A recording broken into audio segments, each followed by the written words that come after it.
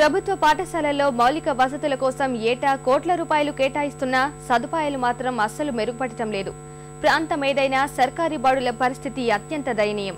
కర్నూలు జిల్లాలో అరకొర సౌకర్యాల మధ్య వందలాది విద్యార్థులు చదువులు కొనసాగించాల్సిన దుస్థితి.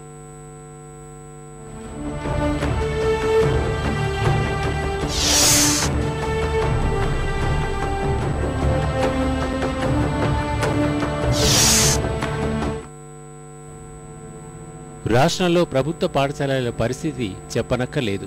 ప్రైవేట్ పాఠశాలల్లో చదువుకోలేక సర్కారు బడులకొచ్చే పేద విద్యార్థులు సమస్యల మధ్య ఓనమాలు దిద్దాల్సిన దుస్థితి.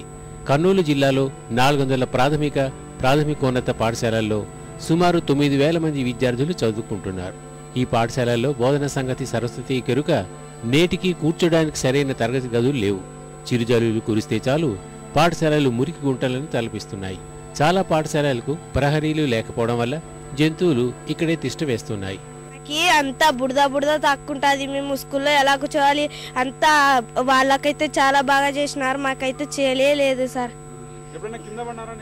అవును సార్, కింద పడితే మాకు ఎంత బురద అంటుకుంటుంది, మాకు జ్వరాలు అవి వస్తాయి సార్. సార్ మాకు బాత్రూమ్కి పోవడానికి చాలా ఇబ్బందిగా ఉంది సార్. ఇలా అవన్నీ అంతా ఆ గోడ కట్టించినా కూడా ఆ గోడ మూవ్ అయిపోయి మొత్తం వెనక్కి వెళ్ళిపోయింది సార్.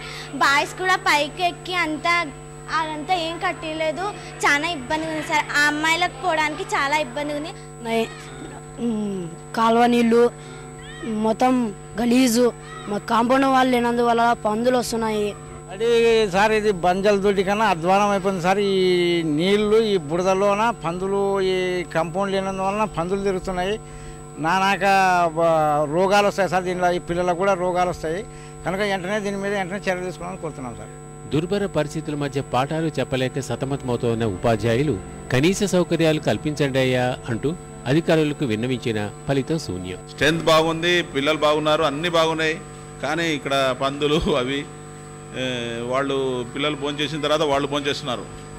చాలా ఇబ్బంది ఉంది మాకు. ఇంకోటి ఏమంటే వర్షం పడితే మాత్రం క్లాసెస్ కూర్చోబెట్టుకోవడానికి లేదు. మామూలుగా ఆఫీస్ దృష్టి కూడా తీసుకుపోయినాము. మొన్న ఎమ్మెల్యే గారికి కూడా లెటర్ ఇవ్వడం జరిగింది. అయితే త్వరలోనే సమస్యలు పరిష్కరిస్తామని జిల్లా విద్యాధికారి చెప్తున్నారు. జిల్లాకు 1,80,00,000 776 స్కూళ్లకు infrastructure facilities at the rate of 15,000 up to 15,000 వరకు ఏమైనా రిపేర్ వర్క్స్ గ్రౌండ్ కానీ వేరే ఇవి కానీ వచ్చినట్లయితే అవి చేయాలని వచ్చింది. వాటిని మొన్న ఏప్రిల్లోనే రిలీజ్ చేయడం జరిగింది. అవి వర్క్స్ కూడా RVM వాళ్ళు స్టేట్కు సబ్మిట్ చేసిండ్రు. అవి వచ్చినవి కూడా చేపట్టడం జరుగుతుంది. పాఠశాలల్లో మౌలిక వసతుల కొరత వల్లే అటు విద్యార్థులు ఇటు ఉపాధ్యాయుల గైర్హాజరీలకు కారణమవుతుందని స్థానికులు ఆరోపిస్తున్నారు.